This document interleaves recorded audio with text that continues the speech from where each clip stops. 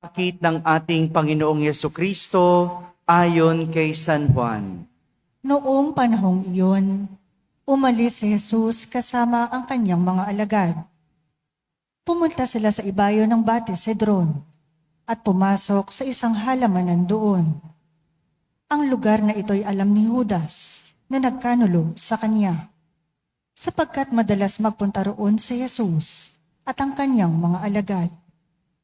Pumaraon si Judas kasama ang ilang bantay sa templo at isang pangkat ng mga kawal na padala ng mga punong saserdote at mga pareseyo.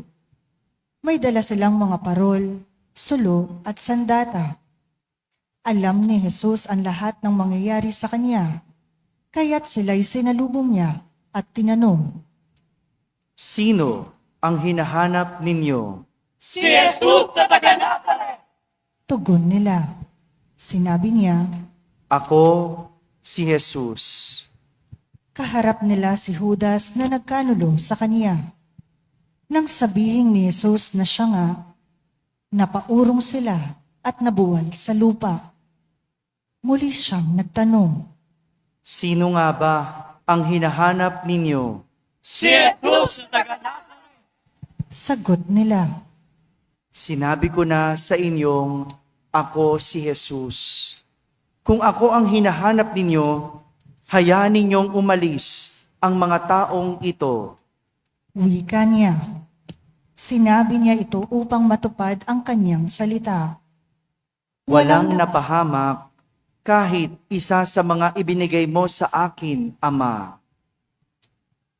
Binunot ni Simon Pedro ang kanyang tabak at tinaga ang alipin ng pinakapunong saserdote. Natigpas ang kanang tainga ng aliping yaon na ang pangalay Malco. Sinabi ni Jesus kay Pedro, Isalong mo ang iyong tabak. Dapat inumin ang kalis ng paghihirap na ibinigay sa akin ng Ama.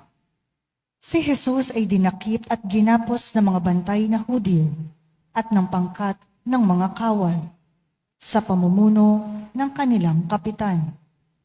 Siya'y dinala muna kay Anas, na biyena ni Caifás, na pinakapunong saserdote ng panahong yaon.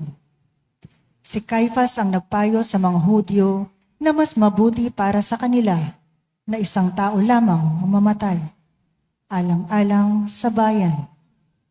Si Simon Pedro at ang isa pang alagad ay sumunod kay Jesus. Kilala ng pinakapunong saserdote ang alagad na ito, kaya't nakapasok siyang kasama ni Jesus sa patio ng bahay ng pinakapunong saserdote. Naiwan naman si Pedro sa labas ng pintuan. Lumabas ang alagad na kilala ng pinakapunong saserdote, kinausap ang dalagang nagbabantay sa pinto at pinapasok si Pedro. Si Pedro'y tinanong ng dalaga, Hindi ba't isa ka sa mga alagad ng taong iyan? Hindi! sagot ni Pedro. Maginaw noon, kaya't nagpabaga ng uling ang mga alipin at mga bantay at tumayo sa paligid ng siga upang magpainit. Nakihalo si Pedro at nagpainit din. Si Jesus ay tinanong ng pinakapunong saserdote tungkol sa kanyang mga alagad at sa kanyang itinuturo. Sumagot si Jesus. Hayaan akong nagsasalita sa madla. Lagi akong nagtuturo sa mga sinagoga at sa templo ng mga Hudyo. Wala akong sinabing palihim. Bakit ako ang tinatanong ninyo? Ang tanungin ninyo ay ang mga nakarinig sa akin. Alam nila kung ano ang sinabi ko. Pagkasabi nito, siya'y sinampal ng isa sa mga bantay na naroroon. Bakit mo sinasagot ang kanya ng pinakapunong saserdote? Tanong niya. Sinagot siya ni Jesus. Kung nagsalita ako ng masama, patunayan mo. Ngunit kung mabuti ang sinabi ko, bakit mo ako sinampal? Si Jesus na nakagapos pa noon ay pinadala ni Anas kay Caifás, ang pinakapunong saserdote. Samantala, naroon pa rin si Simon Pedro at nagpapainit. Siya'y tinanong nila. Hindi ba't alagad ka rin ng taong iyan? Hindi. Sagot ni Pedro. Tinanong naman siya ng isa sa mga alipin ng pinakapunong saserdote. Kamag-anak ng lalaking tinigpasan niya ng tainga. Hindi ba ikaw ang nakita kong kasama ni Jesus sa halamanan? Muling itinatwa ito ni Pedro. Siya namang pagtilaok ng manok. Mula sa bahay ni Caifás, si Jesus ay dinala nila sa palasyo ng gobernador. Umaga na noon, hindi pumasok ang mga Hudyo sa palasyo ng gobernador upang sila'y huwag maituring na di karapat-dapat kumain ng hapunang Pampaskwa. Kaya't sa labas sila tinanggap ni Pilato at tinanong. Ano ang sakdal ninyo laban sa taong ito? Sumagot sila. Kung hindi po siya gumawa ng masama, hindi namin siya dadalhin sa inyo. Sinabi sa kanila ni Pilato, Dalhin ninyo siya at hatulan ayon sa inyong kautusan. sumagot ang mga Hudyo. Wala po kaming kapangyarihang humatol ng kamatayan kanino man. Nangyari ito upang matupad ang sinabi ni Jesus tungkol sa paraan ng kaniyang pagkamatay. Si Pilato'y pumasok uli sa palasyo at tinawag si Jesus. Ikaw ba ang hari ng mga Hudyo? Tanong niya. Sumagot si Jesus. Yan ba ay galing sa inyong sariling isipan o may nagsabi sa inyo? Ako ba'y Hudyo? Tanong ni Pilato. Ang mga kababayan mo at ang mga punong saserdote ang nagdala sa iyo rito. Ano ba ang ginawa mo? Sumagot si Jesus. Ang kaharian ko ay hindi sa sanlibutang ito. Kung sa sanlibutang ito ang aking kaharian, ipinakipaglaban sana ako ng aking mga tauhan at hindi na ipagkanulo sa mga Hudyo. Ngunit hindi sa sanlibutang ito ang aking kaharian. Kung gayon, isa kang hari? Sabi ni Pilato. Sumagot si Jesus. Kayo na ang nagsasabing ako ay hari. Ito ang dahilan kung bakit ako ipinanganak at naparito sa sanlibutan upang magsalita tungkol sa katotohanan. Nakikinig ka sa aking tinig, ang sinumang nasa katotohanan. Ano ba ang katotohanan? Tanong ni Pilato. Pagkasabi nito, muling lumabas si Pilato at sinabi sa mga Hudyo. Wala akong makitang kasalanan sa taong ito. Ngunit ayon sa inyong kaugalian, dapat akong magpalaya ng isang bilanggo kung araw ng Paskwa. Ibig ba ninyong palayain ko ang hari ng mga Hudyo? Hindi! Sigaw nila. Huwag siya! Kundi si Barabas! Si Barabas ay isang tulisan. Kaya't ipinakuha ni Pilato si Jesus at ipinahagupit. Ang mga kawal ay kumuha ng halamang matinik, ginawang korona at ipinutong kay Jesus. At sinuotan siya ng balabal na purpura. Isa't isa'y lumalapit sa kanya at ang wika. Mabuhay ang hari ng mga Hudyo! At siya'y pinagsasampal. Lumabas uli si Pilato at sinabi sa kanila. Ihaharap ko siya sa inyo upang malaman ninyo na wala akong makitang kasalanan niya. At inilabas si Jesus na may koronang tinik at balabal na purpura. Sinabi sa kanila ni Pilato. Narito ang tao. Pagkakita sa kanya ng mga punong saserdote at ng mga bantay, sila'y sumigaw. Ipako siya sa krus! Ipako sa krus! Sinabi ni Pilato. Kunin ninyo siya at kayo ang magpako sa kanya. Wala akong makitang kasalanan niya. Sumagot ang mga Hudyo. Ayon sa aming kautos ay nararapat siyang mamatay sapagkat siya'y nagpapanggap na anak ng Diyos. Lalong natakot si Pilato nang marinig ang mga pananalitang ito. Muli siyang pumasok sa palasyo at tinanong si Jesus. Taga saan ka ba? Subalit, hindi tumugon si Jesus. Ayaw mo bang makipag-usap sa akin? Ani Pilato. Hindi mo ba alam na maaari kitang palayain o pipapako sa krus? At sumagot si Jesus. Kaya mo lamang magagawa iyan ay sapagkat ipinagkalob sa iyo ng Diyos ang kapangyarihang iyan. Kaya mas mabigat ang kasalanan ng nagdala sa akin dito.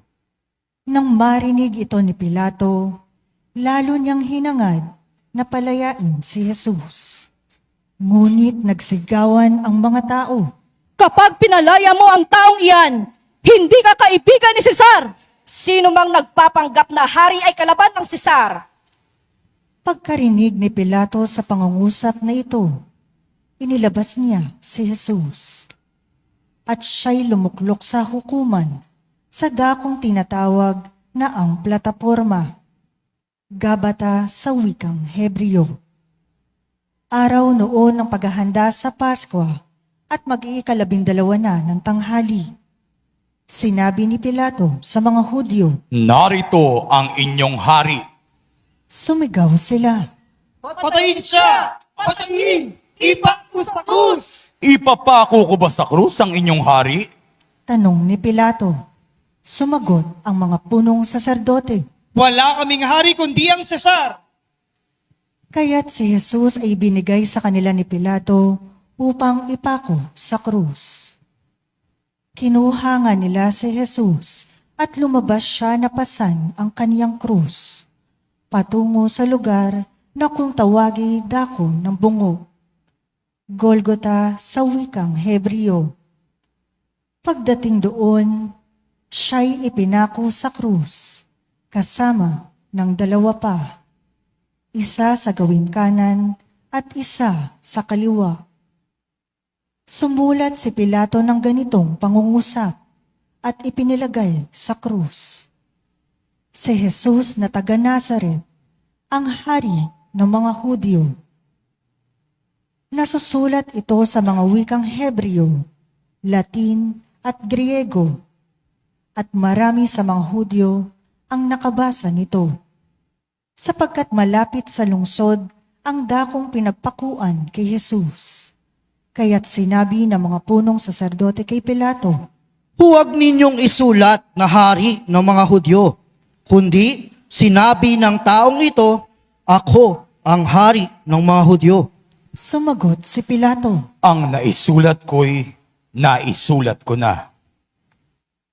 Nang maipako na ng mga kawal si Jesus, kinuha nila ang kanyang kasuotan at pinaghati-hatian ng apat. Kinuha rin nila ang kaniyang tunika. Ito'y walang tahi at hinabi ng buo mula sa itaas hanggang sa ibaba. Nag-usap-usap ang mga kawal. Huwag natin punitin ito. Magsapalaran na lamang tayo para malaman kung kanino ito mauuwi. Nangyari ito upang matupad ang isinasaad ng kasulatan. Pinaghati-hatian nila ang aking mga kasuotan at ang aking damit ay kanilang pinagsapalaran. Gayon nga ang ginawa ng mga kawal. Nakatayo sa tabi ng krus ni Jesus ang kanyang ina at ang kapatid na babae nitong si Maria, na asawa ni Cleopas. Naroon din si Maria Magdalena nang makita ni Jesus ang kanyang ina at ang minamahal niyang alagad sa tabi nito. Kaniyang sinabi, Ginang, narito ang iyong anak. at sinabi sa alagad, Narito ang iyong ina. mula noon, siya'y pinatira ng alagad na ito sa kaniyang bahay. Pagkatapos nito, alam ni Jesus na naganap na ang lahat ng bagay.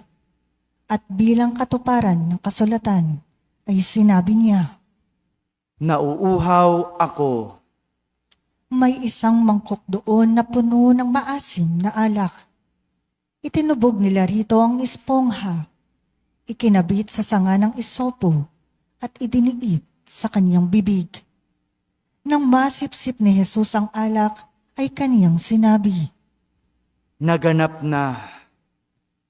Inuyok-hayok niya ang kanyang ulo at nalagot ang kanyang hininga. Magsaluhod ang lahat.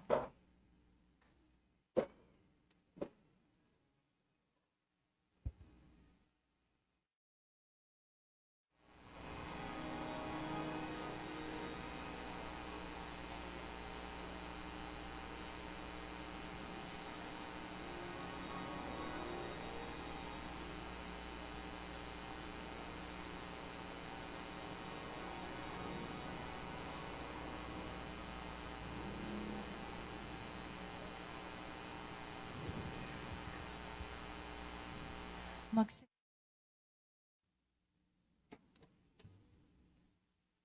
Nooy araw ng paghahanda at ayaw ng mga Hudyo na manatili sa krus ang mga bangkay sa araw ng pamamahinga, sapagkat dakila ang araw ng pamamahingang ito. Kaya't hiniling nila kay Pilato na ipabali nito ang mga binti ng mga ipinako sa krus at alisin doon ang mga bangkay. Naparoon nga ang mga kawal at binali ang mga pinti ng dalawang ipinakong kasabay ni Jesus. Ngunit pagdating nila kay Jesus at makitang patay na siya, hindi na nila binali ang kanyang binti. Subalit inulos ng sibat ng isa sa mga kawal ang tagiliran ni Jesus.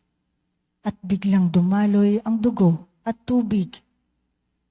Ang nakakita nito ang nagpatotoo.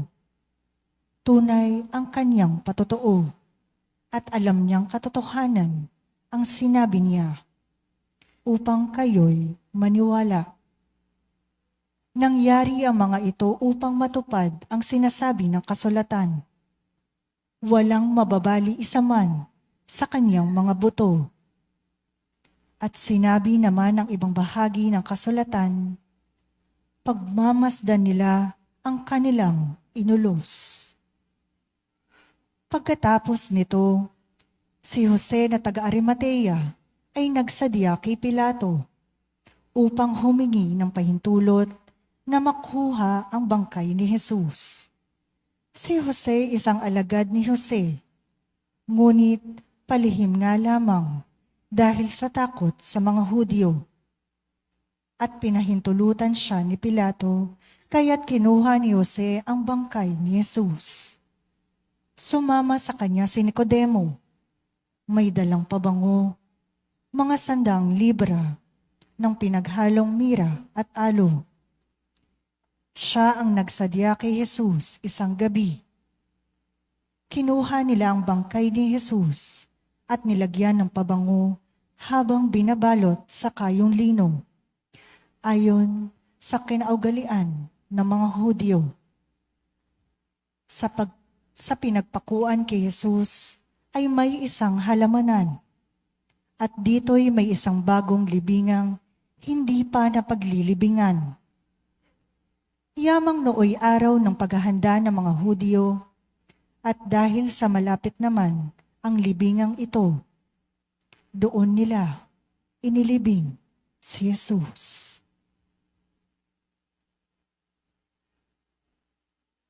Ang mabuting balita ng Panginoon. Pinupuri ka namin, Panginoong Hesukristo. Magsiupo ang lahat. Isang magandang hapon po sa inyong lahat. Pakibati naman ang katabi ninyo ng magandang hapon.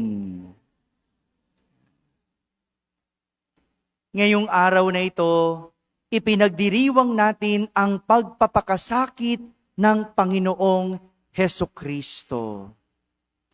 Pagpapakasakit. Sabihin nyo nga po,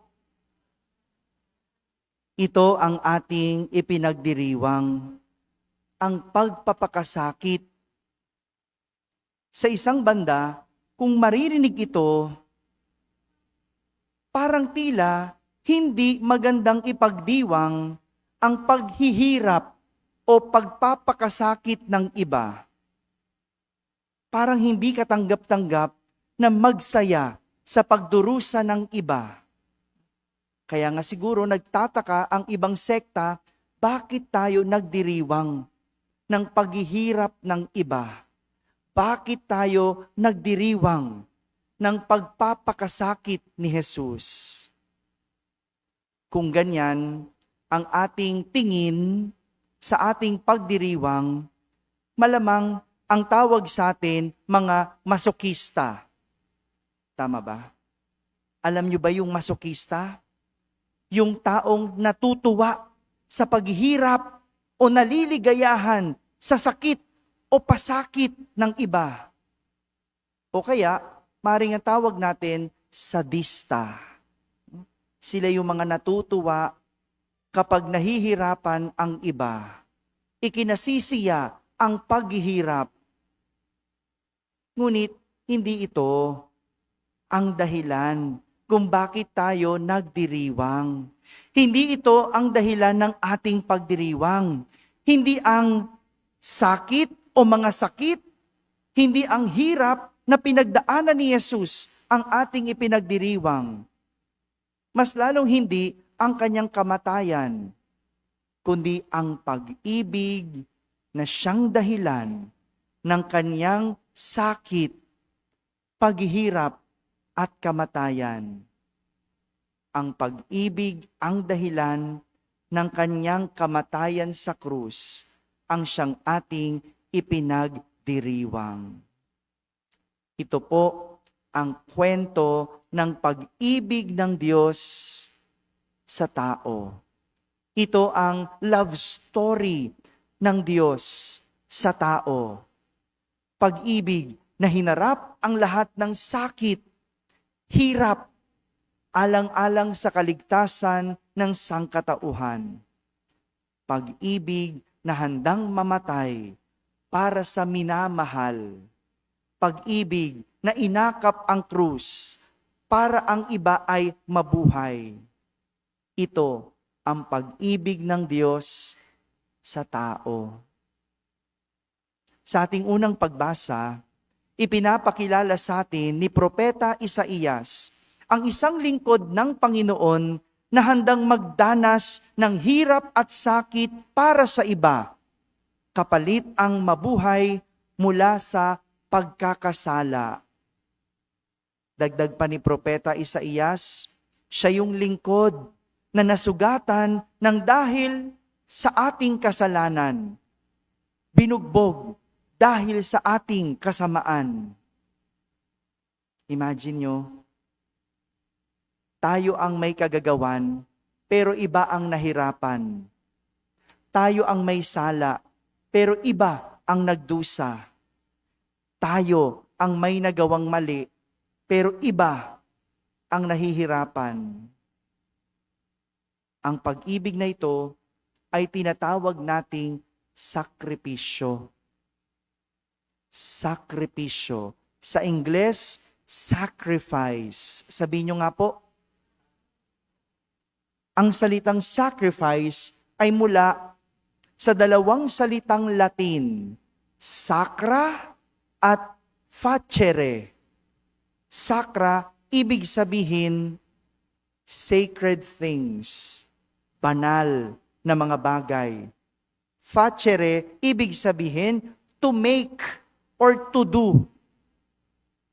Kaya pag pinagsama, ang ibig sabihin, to make holy.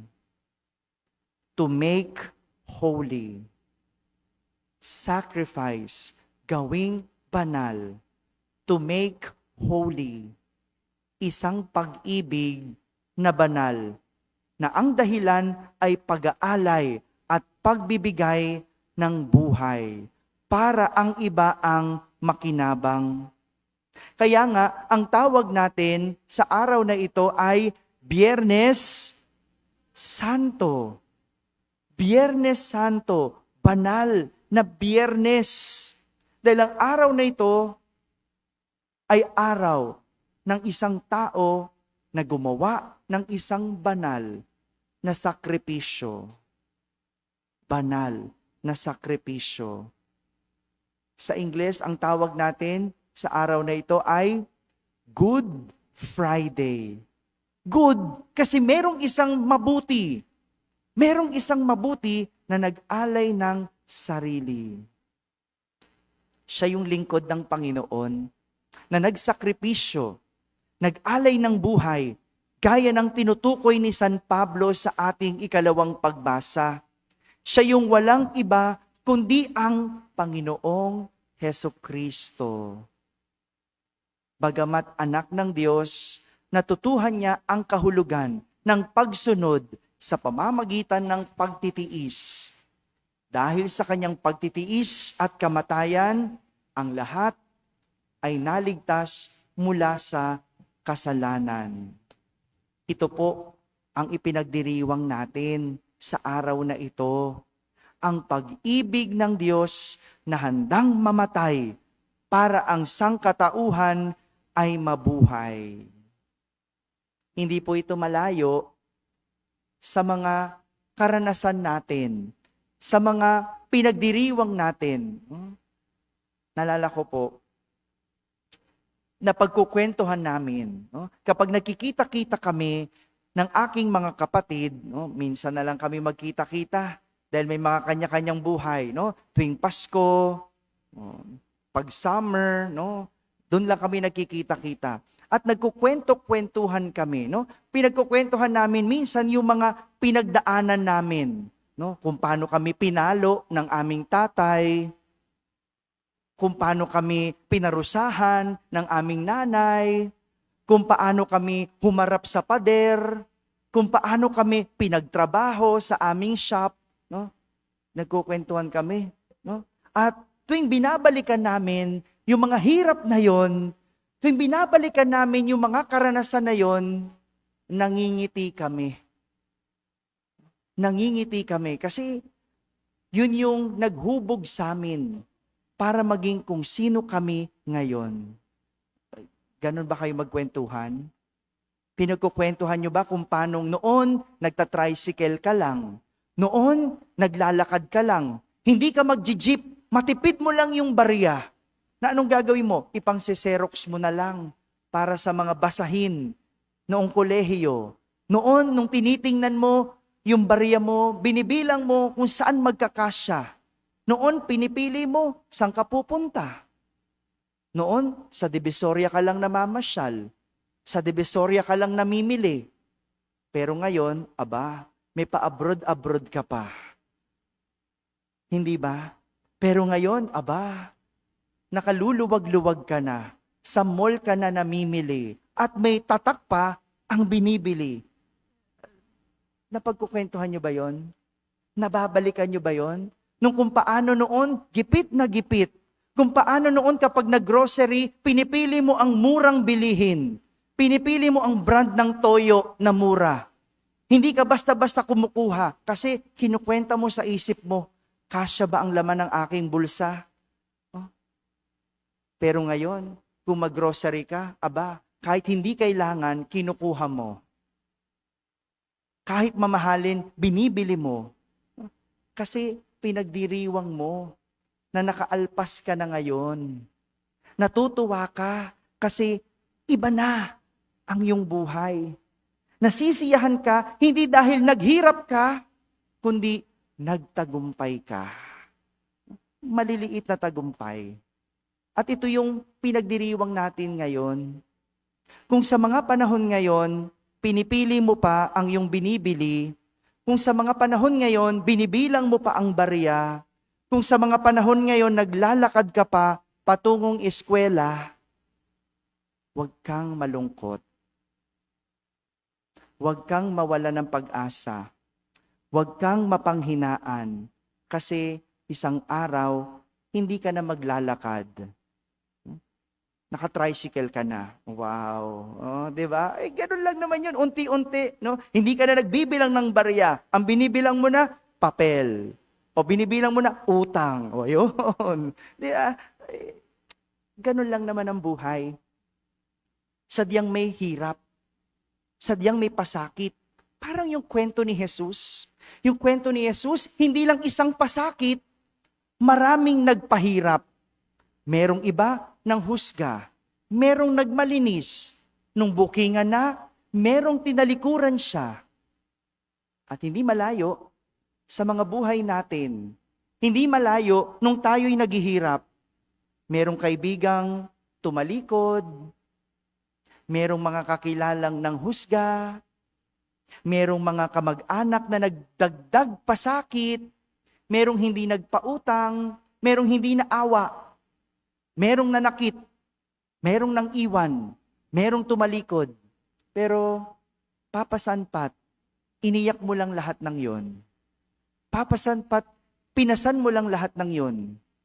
Papasanpat, sa huli, meron ding tagumpay na nag-iintay. Mga kapatid, ito po ang pagdiriwang natin ngayong Biyernes Santo. Isang taong kinaya ang paghihirap. Isang taong pinasan ang lahat ng bigat. Isang taong tiniis ang lahat ng sakit ng dahil sa pag-ibig. Kung naghihirap ka, nasasaktan, natitiis, nagsasakripisyo, magagawa mong lahat ng yan kapag may pag-ibig. Alisin ang pag-ibig, sigurado ikaw ay susuko. Alisin ang pag-ibig, sigurado ikaw ay magrereklamo. Alisin ang pag-ibig, sigurado hindi mo kakayangin. Mga kapatid, espesyal ang araw na ito dahil ipinagdiriwang natin ang kwento ng pag-ibig ng Diyos.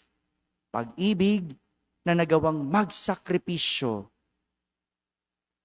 Nagdiriwang tayo sapagkat kahit na tayo ang dahilan ng paghihirap ng Diyos, hinarap ito ng Diyos ng walang reklamo dahil iniibig niya tayo. Amen. Amen.